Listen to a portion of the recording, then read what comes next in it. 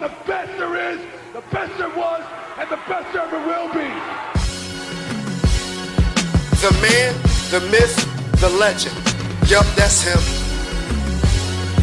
Oh, sugar ducky quack quack. Just black. Yo, what it do? It's your boy Justin the J Will, whatever you want to call me. Hope everybody's doing well out there. Hope you can hear me real well through your speakers, through your headphones, through your $200 AirPods, or however much them things is. I don't care how rich I get. I don't care how much money I have. I'm not spending $200 on headphones. Well, you know what? Maybe I'm wrong.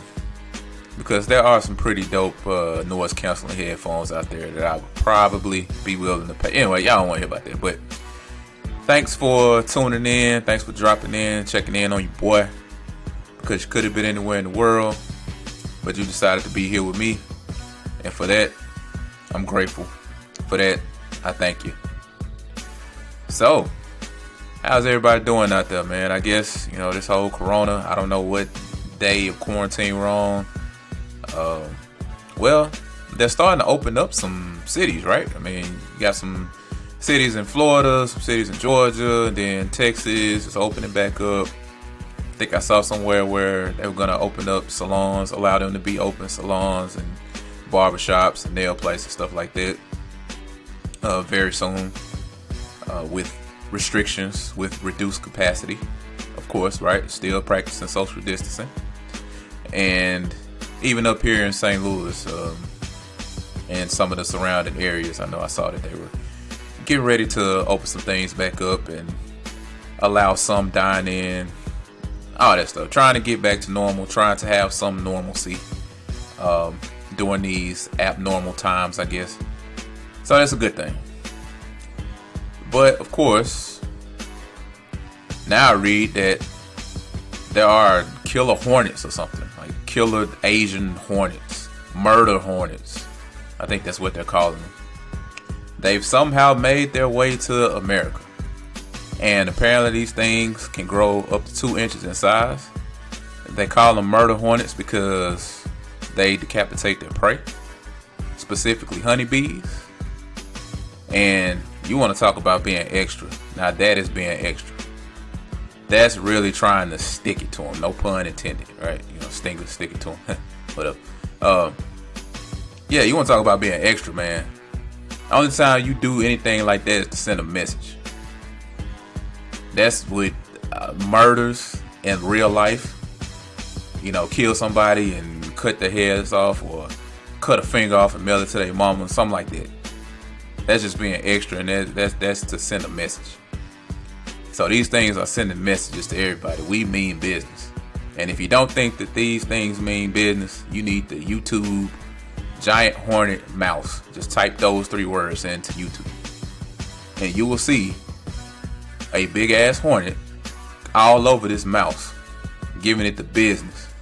That's crazy, man. 2020 ain't sparing nobody, y'all. It ain't sparing nobody. Not even the bees. Not even the honeybees.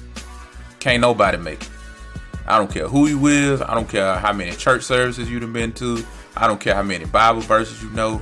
I don't care how good of a person you are. 2020 ain't sparing nobody, y'all. This is a crazy ass year, man. But anyway, what I want to talk about today. I'm going to keep it short and sweet. And I'm going to touch on Dallas Cowboys and this Dak Prescott / Andy Dalton situation. And give you guys my opinions on that, man. But first, I want to make an announcement about the Chief Truth podcast in general. So as I kind of find my way with this thing, my baby, my love, my only child, y'all know I don't got no kids, so this is my only child right here, man, Chief Truth. I think that I'm going to put out 2 episodes a week. 1 episode will be geared towards sports, right? That will be earlier in the week, and later in the week, which I think I'm targeting for Fridays.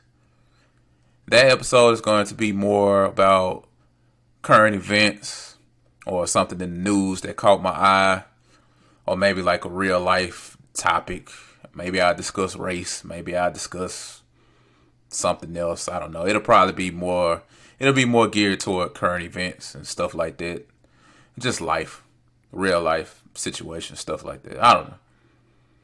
That's what I'm going to go with. So if you're into my sports takes, if you're into me talking about football, then look for an episode to drop each week around, I don't know, Tuesday night or Wednesday.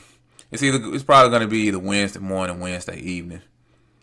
It may end up being Tuesday night, but no later than Wednesday evening. I'll put it like that. And then Friday episodes will be Friday afternoon. So that's the direction that I'm going to go. I'm going to try that. I'm going to see how it works out. And we'll just see what happens. But yeah, let's get into this Dak Prescott situation, man. With the Dallas Cowboys signing Andy Dalton, AD-14, the Red Rifle. Andy Dalton, former Cincinnati Bengals quarterback. They signed him to a 1-year deal for $3 million, and I think it's $7 million with incentives, if I'm not mistaken. So they signed Andy Dalton, and to me, Andy Dalton is still a starting caliber quarterback in this league. He's a pretty good quarterback. I'm not saying that he's a perfect quarterback. I'm not saying that he's a great quarterback. I'm not saying that he's a Pro Bowl caliber quarterback. I'm not saying that he is an all-pro, nothing like that. I'm just saying that you can run Andy Dalton out there and you can win games. Had a lot of success in Cincinnati. I know a lot of y'all want to look at Cincinnati, and I think a lot of it attributes to people not respecting Marvin Lewis. Y'all know how y'all like to do the black head coaches, but whatever. Those teams had some success. Now, they didn't have the postseason success, but regular season, Cincinnati was a force to be reckoned with.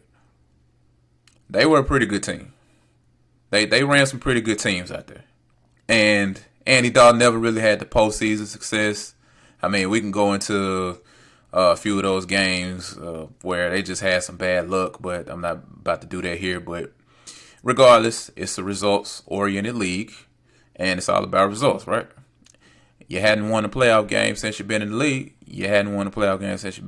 But they're not bringing Andy Dalton to Dallas to win them playoff games.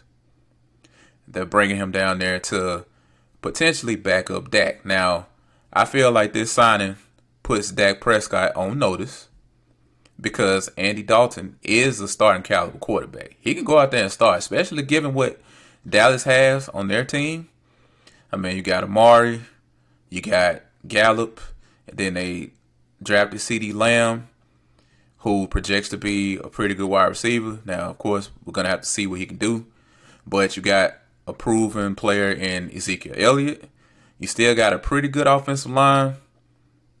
I know losing, Travis Frederick to retirement hurts them. But I still think that they got a pretty good offensive line. I think you run him out there with those weapons, with that offensive line, with their running game. Mike McCarthy as the head coach, he'll be able to coach them up. Oh, they can win some games. They can make the playoffs. Now, what they do in the playoffs, I don't know.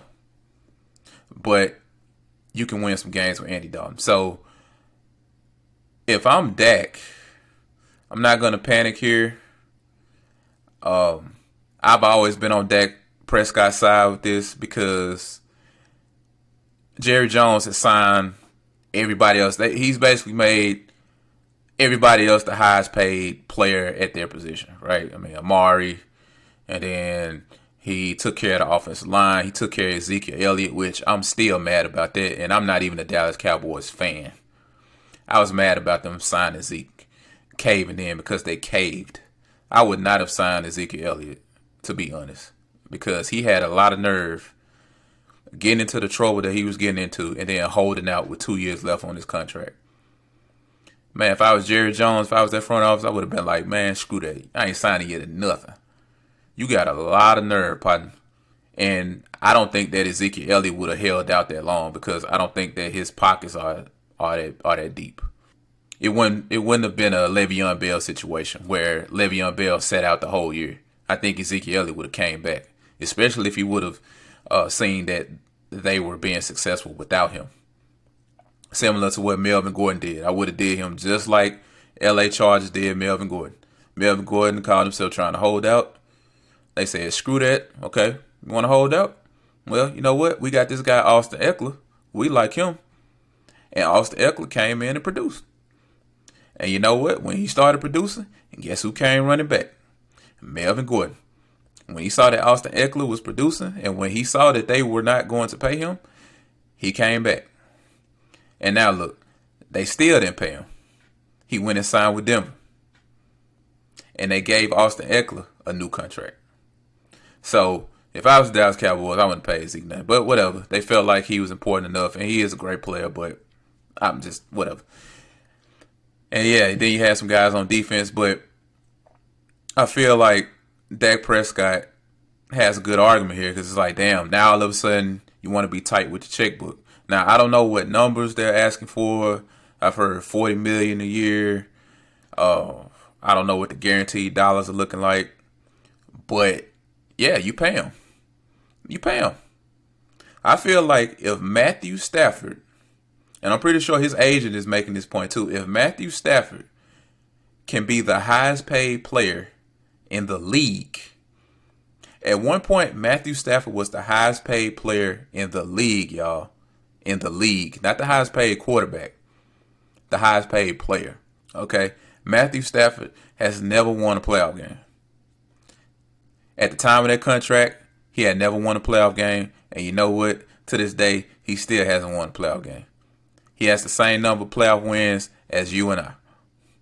Zip. Zero. Zilch. And he ended up being the highest paid player in the league. All that money. You got guys like Jimmy Garoppolo. When he got his contract, he hadn't won a playoff game yet. Hell, we didn't even know if he could really play for real. Like, we didn't know whether he could start and be a franchise quarterback for 16 games. We didn't know that. But San Francisco ended up trading for him. Paid him a nice chunk of money. So, if I'm Dak Prescott, I ain't letting up. You're going to have to pay me, man. You are going to have to pay me. And he deserves to get paid, man. He's had a lot of success. Now, is he perfect? No, he's not perfect. Is he Drew Brees? No, he's not Drew Brees. Is he Russell Wilson? No, he's not Russell Wilson. But neither is Matthew Stafford. I keep going back to that, man, because for one, I'm a Detroit Lions fan, so I'm probably a little salty because this guy's been quarterbacking our team for a long time, and we have not won one playoff game. But it's like, damn, bro, like what's the point? You know, what's the point of producing if I'm not going to get paid for it? And I don't want to hear nothing about, oh, yeah, well, you're the Dallas Cowboys quarterback, and you can get the incentives, and you can get, you know, just being the Dallas Cowboys quarterback, you can make the money up somewhere else and all that stuff. Man, look, I ain't taking no discount, nothing. I want what they got. Look, if Blake Bortles can get a goddamn extension, remember Jacksonville gave him that extension? I forget how much it was worth, but I was like, what the hell? What in the blue? They paid Blake Bortles. Look at Ryan Tannehill, what he did. Giving him an extension. Paying him all that money. Never forget, man. Never forget. And I'm going to keep bringing this up every time I get a chance to. Remember, the Arizona Cardinals signed Sam Bradford. Okay? This was like 2-3 years ago. They signed Sam Bradford. Yes, that Sam Bradford. To a 1-year deal for $20 million. For $20 million. Sam Bradford. Now, ultimately, they didn't pay him all that money. But you know what? $14 million of that was guaranteed. So they paid Sam Bradford $14 million for 1 year. This is Sam Bradford. Okay? Sam Bradford, who gets hurt rolling out of the bed in the morning. That's Sam Bradford. They're willing to pay him $20 million for 1 year. You mean tell me that you can't make Dak Prescott the highest paid quarterback in the league? I mean, look at what they gave Ryan Tannehill. They gave Ryan Tannehill $118 million over 4 years, which that what amounts to $29.5 million a year. and it was around $60 million guaranteed, if I'm not mistaken. And that was just for a half a year's worth of work, roughly. I mean, they went, 7-3 with him under center during the regular season. And then they won those 2 playoff games, which I'm not about to poo-poo that. He played very well. Look, I ain't mad at nobody for getting their money. Get your bread, dog. I ain't mad at you. But I'm telling you, the Tennessee Titans' success during those playoff games, for sure, that was because of Derrick Henry. Okay, if that train ain't running, ain't nothing else really going on. And that was proven in the Kansas City game. Okay, Derrick Henry couldn't get going, and Ryan Tannehill couldn't keep the train going. He couldn't navigate. Okay, one team had Patrick Mahomes, the other team had Ryan Tannehill, and they lost. So the fact that they gave him all of that money, I'm not trying to sit up here and say that Ryan Tannehill didn't deserve to get some money, didn't get paid, whatever. Hey, look here, get your money, dog. But I'm just trying to drive home a point that I know Dak Prescott and his representatives are driving home as well, which is, damn, look at what these dudes are doing. Look at the minimal amount of work that they have to do to get the amount of money that they're getting at the quarterback position. Now, look at the work that I put in. Look at my numbers. Look at what I've done. You mean to tell me that I don't deserve to be the highest paid quarterback in the league? I mean, that's going to go down really fast, right? Deshaun Watson's coming up. Even though knowing Bill O'Brien, maybe he'll trade Deshaun Watson to some aliens or something for a pack of freaking hyenas. I don't know. I don't tell them what they be doing down in Houston. Bill O'Brien, Mr. Genius. You got Deshaun Watson, then you got Patrick Mahomes. Ain't no telling what Patrick Mahomes gonna get. They gonna, remember Shane McMahon, here comes the money. Here you go. Here comes the money, money, money. That's Patrick Mahomes all day. Okay, they just finna open up the bank. They finna just open up the Brinks truck and just, he'll be swimming in money. So whatever Dak gets this year or whether it's next year, it's going to end up being, it's going to look pretty small in the next few years. That's how it always is with the contracts. You just end up being the highest paid for the moment, and then somebody else comes down the pipe and they end up being the highest paid. So you just kind of end up taking some steps back or whatever. But I hope it gets done because I think Dak has deserved it. I think he deserves it. I think he's worked hard. I think he's played really well. You can say whatever you want to about him not being an A+ quarterback. Yeah, maybe he's not Patrick Mahomes. Maybe he's not Tom Brady. Maybe he's not Drew Brees. He's not Russell Wilson. I get it, man. But you don't just go find those guys anywhere. Okay, you just can't go find Aaron Rodgers on a tree somewhere and just, hey, here's Aaron Rodgers on this tree. Well, let me take Aaron Rodgers off this tree and put him behind center. Like, it doesn't work that way. And all I hear is that, okay, when you get a quarterback, you keep him. Quarterback, that's the hardest thing to find in the league. It's the hardest position to play in the league. Then all of a sudden, now Dallas has a quarterback, and all of a sudden they don't want to keep him. Now all of a sudden they're not trying to do whatever they can to keep him. Now all of a sudden they want to get light on the checkbook. Now all of a sudden it's about the Dallas quarterback and what all you can get off the field. So give us a discount on the field, and you'll make it up off the field because you're the Dallas Cowboys quarterback. Man, if you don't go somewhere with that, what Pimp C said, boys make me sick with all that pinching and bargaining. That's what Dak Prescott, man, these boys making me sick with all this pinching and bargaining, man. All these billionaires, man, get that man his money. Pay Dak the money, man. Make him the highest paid quarterback in the league. If all these dudes, I'm telling y'all, man, if Matt Stafford can be the highest paid player in the league, if Matthew Stafford can be the highest paid player in the league, Dak Prescott can be the highest paid player in the league. He can at least be the highest paid quarterback in the league in terms of guaranteed money and in terms of per year money. You know what I'm saying? Total contract, whatever you want to call it. Okay? Once again, I don't know what the numbers are. I don't know what they're asking for. I don't know whether he wants like something ridiculous, $50 million $50 million a year, something like that. But if he's asking for 40, get a man 40. I mean, if he's that guy, then you should pay him. You paid Amari Cooper, that was your guy. You paid Ezekiel Elliott, that was your guy. You paid Jalen Smith, that was your guy. You paid DeMarcus Lawrence, that was your guy. So now all of a sudden, you want to get light on the paycheck. All of a sudden, you want to get light free. All of a sudden, your wallet light. Man, screw all that, man. They need to go ahead and pay that man. He deserves it. And look, I like Andy Dalton. I've always felt like he was kind of unfairly criticized in Cincinnati. But at the same time, I feel like Dak has a lot more potential than Andy Dalton has at this point. I mean, we know what Andy Dalton is. Andy Dalton's been in the league for a while, but Dak Prescott still has some room to grow. And he really has room to grow up under Mike McCarthy. We've seen what head coaches can do to quarterbacks. And we've seen Dak Prescott produce under Jason Garrett. Let's see what he can do up under somebody that's better than Jason Garrett.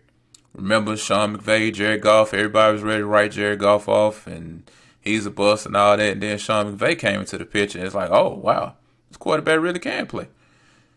Dak Prescott has shown you that he can play. He can play. Flat out. Now let's see what he can do with a better head coach. And they need to go ahead and pay him, man. They need to stop BS and stop with all that pension and bargaining. And that's it for me. I'll talk to you guys later. Look out for a new episode on Friday. Also, be sure to follow all the social media handles. I always leave them in the description. YouTube channel, Instagram page, Facebook page, Twitter page, all that good jazz, man. So I'll talk to you guys later. And as always, count your blessings, not your problems. I'm out. Peace. Pay that man, Jerry.